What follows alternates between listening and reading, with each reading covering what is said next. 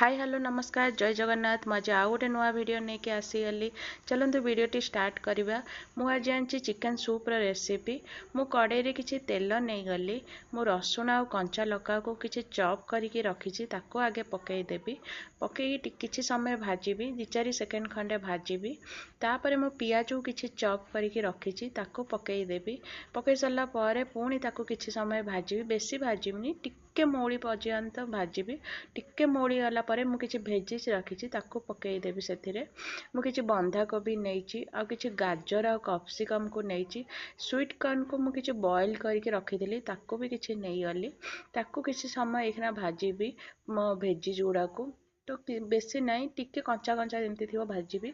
मु किछि चिकेन को बॉयल करके रखी ताको पकईदेली। ताको पकई सारा परे मु गोटे 1.5 मिनिट खंडे ताको भाजबी। पुणी भाजीगला परे मु गरम पानी किछि करके रखी ताको देई नेबी। मते जेतिकी सूप रे दरकार जेतिकी मते पानी से हिसाब रे मु पानी नहीं जिबी। आपण मध्य आपण भेजिस को देखि पानी नहीं जिबे। पानी नहीं गला परे मु किछि सॉस को गोळे की रखी ताको देई देबी। मु सेतरे टमाटो सॉस सोया सॉस आ चिल्ली सॉस आ किछि विनेगर मिसई की रखी दिली।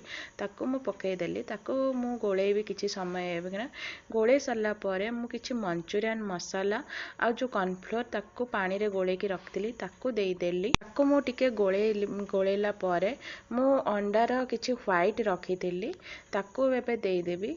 पकई सारा परे मु किछि समय गोळेबी।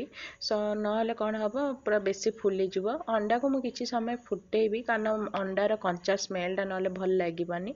तो किछि समय फुटिला परे मु सेथरे कौन करिवि मोर ब्लैक सॉल्ट और नॉर्मल पिंक सॉल्ट जो आछि किछि देई देबी।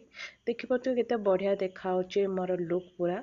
देखि पतु मु किछि ब्लैक सॉल्ट नहीं गली आ किछि नॉर्मल जो हमर पिंक सॉल्ट आछि ताकू नहीं गली।